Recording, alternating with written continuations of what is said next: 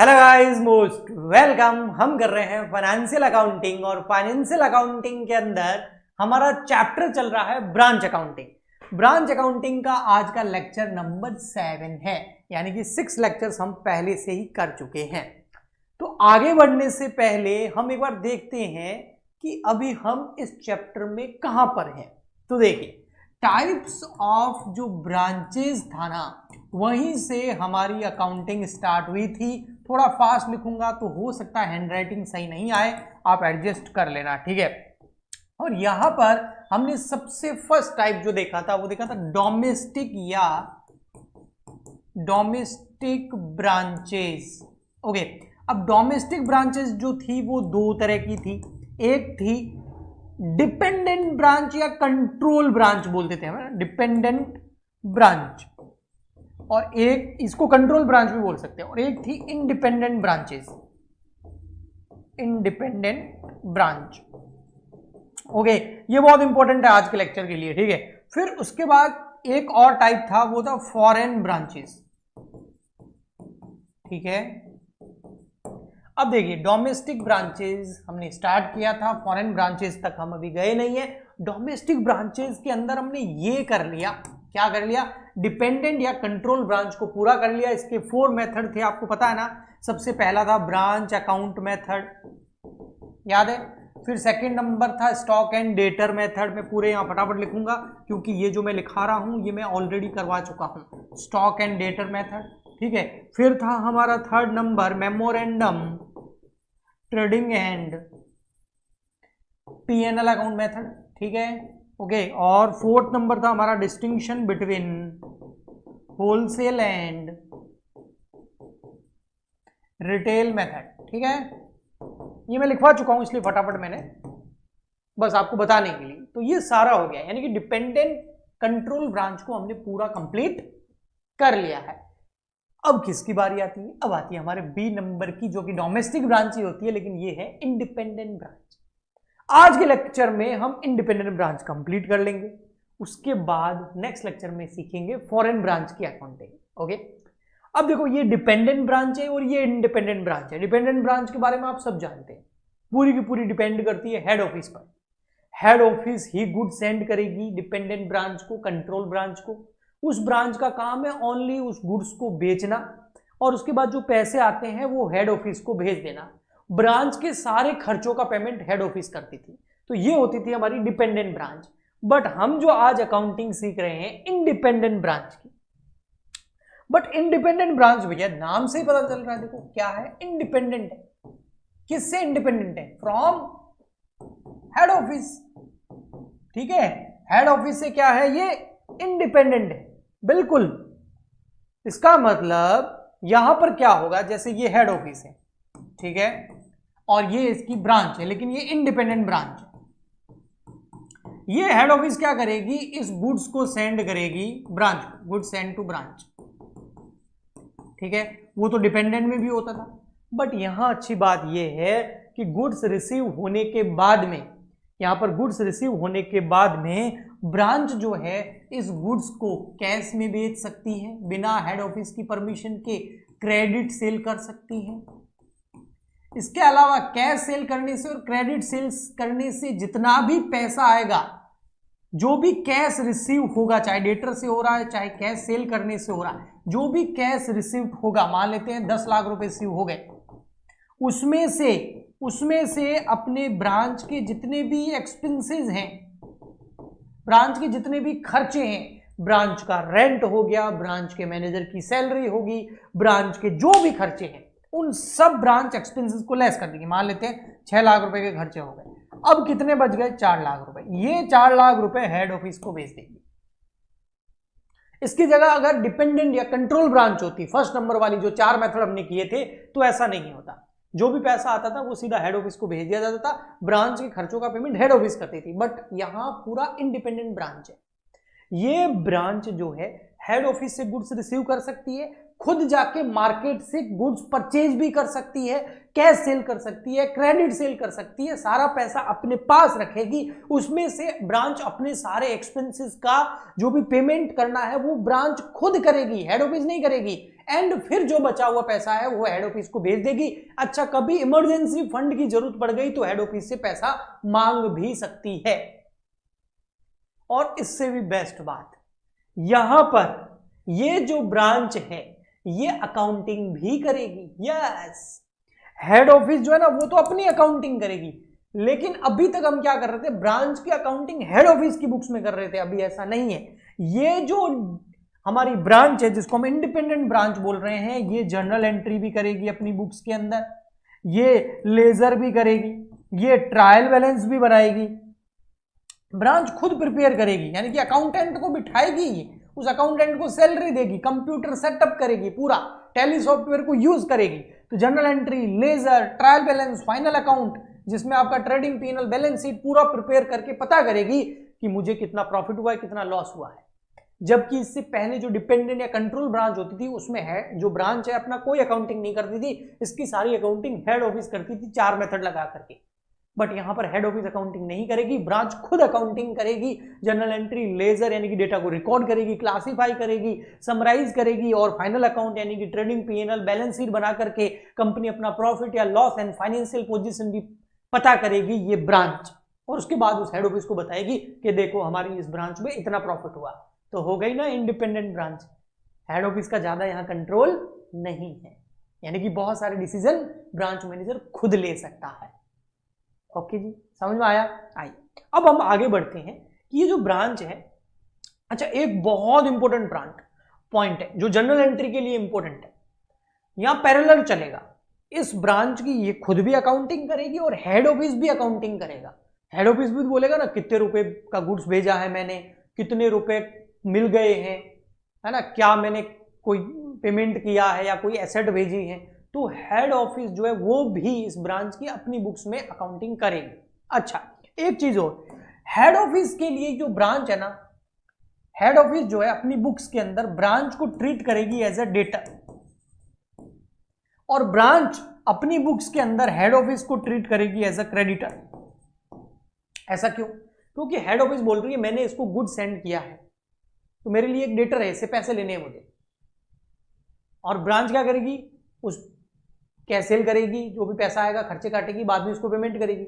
यानी कि head office का माइंडसेट बिल्कुल सही है कि ये डेटर है, ये ब्रांच मेरे लिए एक एसेट है, इसको मैं गुड्स भेज रही हूं, बाद में पैसा लेना है। अच्छा, और ब्रांच क्या बोल रही है, हेड ऑफिस मेरे लिए एक लायबिलिटी है, हेड ऑफिस मेरे लिए एक क्रेडिटर है, मैं इसको एज ए क्रेडिटर ट्रीट करूंगी। क्यों? क्योंकि इससे मुझे गुड्स रिसीव हुआ है, पैसा रिसीव हुआ है, और बाद में मुझे इस गुड्स जो मिला वो फ्री में थोड़ी मिला, इसका पैसा मुझे वापस हेड ऑफिस को देना पड़ेगा।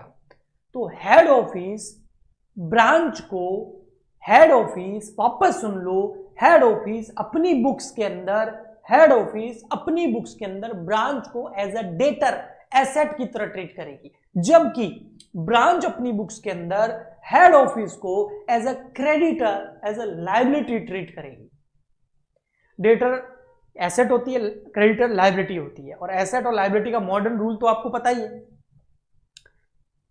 एसेट जो होती है वो डेबिट होती है, अगर एसेट इंक्रीज हो जाए तो और डेबिट करो, एसेट डिक्रीज हो जाए तो, कम हो जाए तो क्रेडिट करो। यानी कि जब जब हेड ऑफिस की बुक्स में डेटर बढ़ेंगे तो वो ब्रांच अकाउंट को डेबिट करेगी, जब जब हेड ऑफिस की बुक्स के अंदर ब्रांच नाम का डेटर कम होगा तो ब्रांच अकाउंट को क्या करेंगे, क्रेडिट करेंगे।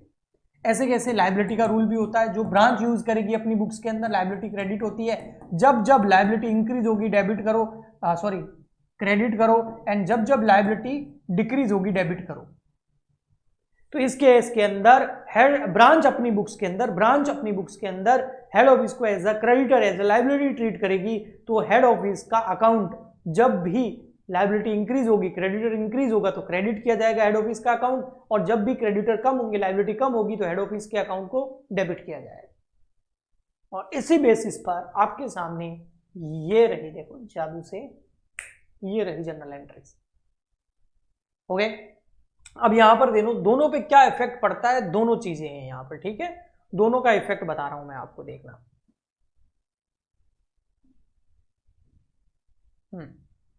देखो जनरल एंट्री एक ही ट्रांजैक्शन है, उस एक ही ट्रांजैक्शन में हेड ऑफिस अपनी बुक्स में क्या एंट्री करेगा और ब्रांच अपनी बुक्स में क्या एंट्री करेगा। जब गुड सेंड किया जाएगा by head office to branch, मेरे वर्ड्स पे फोकस करना, समझ में आएगा, शब्दों पे ध्यान देना। जब हेड ऑफिस गुड सेंड करेगा किसको, ब्रांच को, तो हेड ऑफिस उसकी क्या एंट्री करेगा कि ब्रांच से पैसे लेने हैं। ब्रांच एक डेटर है, डेटर इंक्रीज हो रहा है, और डेटर इंक्रीज हो, एसेट इंक्रीज हो तो क्या करते हैं, डेबिट। तो ये देखिए हेड ऑफिस ने ब्रांच को क्या कर दिया, डेबिट, क्योंकि ब्रांच नाम का डेटर बढ़ गया। और गुड्स जा रहा है तो स्टॉक कम हो गया, एक एसेट कम हो गई तो उसको क्या कर दिया, क्रेडिट। अच्छा, ब्रांच अपनी बुक्स में क्या करेगा, ब्रांच के लिए हेड ऑफिस क्या है, क्रेडिटर है। अब क्रेडिटर के पॉइंट ऑफ व्यू से, लाइबिलिटी के पॉइंट ऑफ व्यू से सोचो, ब्रांच के पॉइंट ऑफ व्यू से सोचो कि हेड ऑफिस से माल मिला है, यानी कि क्रेडिटर बढ़ गए, हेड ऑफिस को वापस पैसा देना पड़ेगा। और क्रेडिटर जब बढ़ते हैं, इंक्रीज होते हैं, तो अभी मैंने बताया क्रेडिट करो, तो ये हेड ऑफिस नाम का क्रेडिटर क्या हो गया, क्रेडिट, इंक्रीज हो गया। और स्टॉक बढ़ गया तो एसेट बढ़ गई तो डेबिट। तो इसकी जस्ट उल्टी है, बट ये ब्रांच अकाउंट को डेबिट करेगा, ये हेड ऑफिस को क्रेडिट करेगा। नेक्स्ट, अगर गुड्स रिटर्न हो जाए by branch to head office, उल्टा, पहले हेड ऑफिस ने गुड्स भेजा किसको, ब्रांच को। अब ब्रांच उसमें से कुछ गुड्स डिफेक्टिव हो गया, या कुछ गुड्स खराब हो गया, या गुड्स कोई सेल नहीं हो रहा है, तो वो ब्रांच क्या करेगी, उस गुड्स को रिटर्न कर देगी वापस हेड ऑफिस को। तो ऊपर वाली एंट्री का जस्ट उल्टा हो जाएगा। इस केस के अंदर क्या होगा, ब्रांच से गुड्स वापस किसके पास आ रहा है, हेड ऑफिस के पास में। तो ब्रांच नाम का डेटर इस बार क्या हो जाएगा, कम हो जाएगा हेड ऑफिस की बुक में। तो ये देखिए ब्रांच को हमने क्रेडिट कर दिया, एसेट कम हो गई, डेटर कम हो गया, क्रेडिट कर दिया, स्टॉक बढ़ गया क्योंकि गुड्स आ रहा है, स्टॉक बढ़ गया, स्टॉक एक एसेट होती है, एसेट बढ़ती है तो डेबिट करो। ओके, आप अगर स्टार्टिंग से देख रहे हैं, मेरे साथ अकाउंटिंग कर रहे हैं, मैंने बेसिक लेवल भी कराया है, तो अब मैं क्या बोल रहा हूं आपको समझ में आ रहा होगा। जबकि ब्रांच अपनी बुक्स में क्या करेगा, हेड ऑफिस नाम का जो क्रेडिटर था वो कम हो रहा है, क्यों, क्योंकि उसको हमने पैसे नहीं दिए लेकिन गुड्स दे दिया ना। तो अब क्रेडिटर क्या हो रहा है, कम। क्रेडिटर एक लायबिलिटी होती है, लायबिलिटी कम होती है तो डेबिट करो। और स्टॉक क्या हो गया, कम, क्योंकि ब्रांच गुड्स भेज रही है, तो ब्रांच के यहाँ जो स्टॉक पड़ा है उसमें कमी आएगी। स्टॉक एक एसेट होती है, और एसेट अगर डिक्रीज हो तो क्या करो, credit. Okay, payment by head office to branch, यहां पर क्या हो रहा है, हेड ऑफिस पेमेंट कर रहा है ब्रांच को, क्यों, क्योंकि उसको ब्रांच को कुछ पैसों की जरूरत होगी, तो हेड ऑफिस ने कुछ पैसे दे दिए ब्रांच को।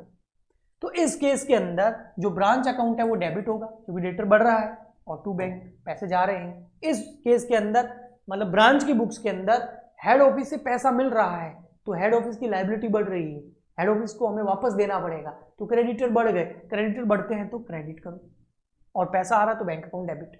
ओके, अगर पेमेंट किया जाता है ब्रांच द्वारा हेड ऑफिस को, ब्रांच ने अपने सारे खर्चों का पेमेंट कर दिया, उसके बाद जो पैसे बच गए वो किसको भेज दिए, हेड ऑफिस को, तो बिल्कुल उल्टा हो जाएगा। इस केस के अंदर हेड ऑफिस की बुक में ब्रांच नाम का डेटर क्या हो जाएगा, कम, क्योंकि डेटर पैसे दे रहा है तो वो कम हो जाएगा। तो डेटर एक एसेट होती है, एसेट कम होती है तो क्रेडिट करो। अच्छा, बैंक पैसा आ रहा है तो डेबिट। और ब्रांच की बुक्स में क्रेडिटर कम हो जाएगा क्योंकि पैसे पे कर रही है ब्रांच, तो क्रेडिटर यानी कि लायबिलिटी कम हो जाएगी, लायबिलिटी कम होती है तो डेबिट करो। तो हेड ऑफिस नाम का क्रेडिटर कम हो रहा है इसलिए इसको डेबिट कर दिया, पैसे जा रहे हैं तो टू बैंक। ठीक है, ओके। अगर एसेट भेजी जाती है, इसी तरीके से क्या की जाती है, asset sent by head office to branch, head office branch को एसेट भेज रही है तो ब्रांच नाम का डेटर बढ़ेगा, ब्रांच से पैसे लेने हैं उस एसेट के, तो ब्रांच अकाउंट डेबिट, और एसेट जा रही है तो क्रेडिट। ब्रांच अपनी बुक्स में क्या करेगी कि भैया हेड ऑफिस से एसेट मिली है, उसे पैसे देने हैं, तो हेड ऑफिस नाम का क्रेडिटर बढ़ रहा है, और क्रेडिटर बढ़ता है तो क्रेडिट, और एसेट बढ़ रही है तो डेबिट। ओके जी।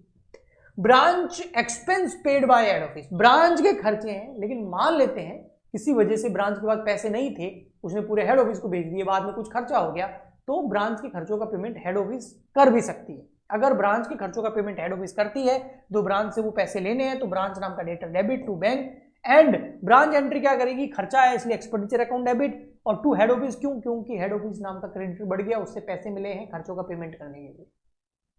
ऐसे कैसे, goods purchase by branch but paid by head office, देखो हेड ऑफिस से रिसीव होता है गुड्स ब्रांच को, यानी कि ब्रांच के पास में गुड्स कहां से आता है, या तो हेड ऑफिस से, या वो खुद मार्केट से परचेज कर सकती है। हेड ऑफिस से आता है तो उसकी एंट्री हमने कर ली, खुद मार्केट से परचेज कर सकती है, लेकिन अगर वो गुड्स मार्केट से परचेज करके लेके आ गई ब्रांच ने क्या किया, गुड्स मार्केट से परचेज कर लिया, बट उसका पेमेंट हेड ऑफिस कर रहा है, तो इस केस के अंदर ब्रांच अकाउंट वापस डेबिट हो जाएगा, क्योंकि ब्रांच के उससे पैसे लेने हैं टू बैंक। यहां पर परचेज किया है तो purchase account debit, head office को पैसे देने हैं तो हेड ऑफिस नाम का क्रेडिटर इंक्रीज हो गया। एंड में नेट प्रॉफिट, ब्रांच अकाउंट का जो भी नेट प्रॉफिट है वो पीएनएल में ट्रांसफर होगा और ब्रांच अपना जो भी नेट प्रॉफिट है वो हेड ऑफिस के पीएनएल में ट्रांसफर करेगी। ओके, हेड ऑफिस को सेंड कर देगी। ये दोनों पैरेलल जनरल एंट्री है, फिर इनकी लेजर होती है, फिर इनका ट्रायल बैलेंस बनता है एंड फिर इनके फाइनल अकाउंट बनते हैं। अब हमको क्या करना होता है, कभी ना कभी ब्रांच और हेड ऑफिस के अकाउंट्स को आपस में इनकॉर्पोरेट करना होता है, मतलब आपस में मिलाना होता है, समामेलन करना होता है, इनकॉर्पोरेशन करना होता है, मिक्स करना होता है। यानी कि ब्रांच के जितने भी अकाउंट्स हैं एंड में तो जाके हेड ऑफिस के अकाउंट्स में मिलेंगे ना, कोई बिजनेस अलग थोड़ी है, एक डिपार्टमेंट ही तो खोल दिया हमने। ओके, तो वो जो इनकॉर्पोरेशन है, ये देखो एसेट एंड लायबिलिटी का रूल यहां पर भी लिखा हुआ है ना, जो इनकॉर्पोरेशन है ये रहा, देखो ये incorporation of branch trial balance in the head office books, कि ब्रांच का जो भी ट्रायल बैलेंस है या ब्रांच की जो भी अकाउंटिंग है उसका इनकॉर्पोरेशन तो होगा ही ना, क्योंकि ब्रांच ठीक है इंडिपेंडेंट ब्रांच है लेकिन अलग बिजनेस थोड़ी है, वो भी है तो पूरे ऑर्गेनाइजेशन यानी कि हेड ऑफिस के अंदर में ही आता है, वो अलग थोड़ी आता है। ठीक है, कुछ डिसीजन इंडिपेंडेंट ले सकती है लेकिन एंड में उसका जो भी ब्रांच का प्रॉफिट होगा वो हेड ऑफिस को तो जाएगा। तो यहां देखिए हेड ऑफिस अपनी जनरल एंट्री करती है, लेजर बनाती है, ट्रायल बैलेंस करती है, फाइनल अकाउंट बनाती है। इंडिपेंडेंट जो ब्रांच होती है वो अपनी जनरल एंट्री करती है, लेजर बनाती है, ट्रायल बैलेंस बनाती है, फाइनल अकाउंट बनाती है। मैंने पहले बोला इंडिपेंडेंट ब्रांच अपनी अकाउंटिंग खुद करती है, बट कभी ना कभी इनको मिलना है तो ये आपस में, यानी कि जो इंडिपेंडेंट ब्रांच है उसके जितने भी अकाउंट्स है वो हेड ऑफिस में हमें इनकॉर्पोरेट करने होंगे, एकीकरण करना होगा, समामेलन करना होगा, अमालगमेट करने होंगे। ये सारे वर्ड का मतलब है ब्रांच की जितनी भी अकाउंट्स है वो इसमें मिलाने होंगे हेड ऑफिस में। तो उसके दो तरीके हैं, दो जगह मिला सकते हो, हेड ऑफिस को अपनी जनरल एंट्री कर दे लो, लेजर बनाने दो, इंडिपेंडेंट ब्रांच को अपनी जनरल एंट्री और लेजर कर देना। उसके बाद में जब हेड ऑफिस अपना ट्रायल बैलेंस बना रही हो उस समय ब्रांच के ट्रायल बैलेंस को हेड ऑफिस के ट्रायल बैलेंस में मिला देना और फिर हेड ऑफिस अपने जब फाइनल अकाउंट बनाएगी तो उसमें ब्रांच का प्रॉफिट भी निकल के आ जाएगा। फर्स्ट, सेकंड और कब कर सकते हैं, एक स्टेप आगे बढ़ जाओ, यहां मत करो। फिर कब कर सकते हैं, ट्रायल बैलेंस को मत इनकॉर्पोरेट करो हेड ऑफिस की बुक्स के अंदर, तो क्या करें, फाइनल अकाउंट बना। फाइनल अकाउंट किसके, इंडिपेंडेंट ब्रांच अपनी बना देगी और उसमें ट्रेडिंग, पीएनएल, बैलेंस शीट बना देगी। उसके बाद जो फाइनल अकाउंट है उसका इनकॉर्पोरेशन कर दो हेड ऑफिस के फाइनल अकाउंट के साथ। तो दो जगह कर सकते हो। अगर ट्रायल बैलेंस को यहां मिला दिया तो फिर ये आगे करने की जरूरत नहीं है, लेकिन ट्रायल बैलेंस का इनकॉर्पोरेशन हेड ऑफिस के ट्रायल बैलेंस से नहीं किया तो फिर ब्रांच के फाइनल अकाउंट बनाओ और फाइनल अकाउंट का इनकॉर्पोरेशन कर दो हेड ऑफिस के फाइनल अकाउंट के साथ। ओके जी, ठीक है। तो इसी के साथ में हमारा इंडिपेंडेंट ब्रांच भी कंप्लीट हो गया और डोमेस्टिक ब्रांच कंप्लीट हो गया। कहना चाहूंगा क्या हो गया, डोमेस्टिक ब्रांच पूरा कंप्लीट हो गया। अब ओनली एक इसमें टॉपिक बचता है ब्रांच अकाउंट के अंदर, फॉरेन ब्रांच, वो करवा के ये चैप्टर कंप्लीट हो जाएगा। ओके, आई होप आपको अच्छे से समझ में आया होगा। प्लीज इस वीडियो को लाइक करें, शेयर करें, सब्सक्राइब करें। हम मिलते हैं नेक्स्ट लेक्चर में। आज के लिए इतना ही, तब तक के लिए गुड बाय, थैंक यू।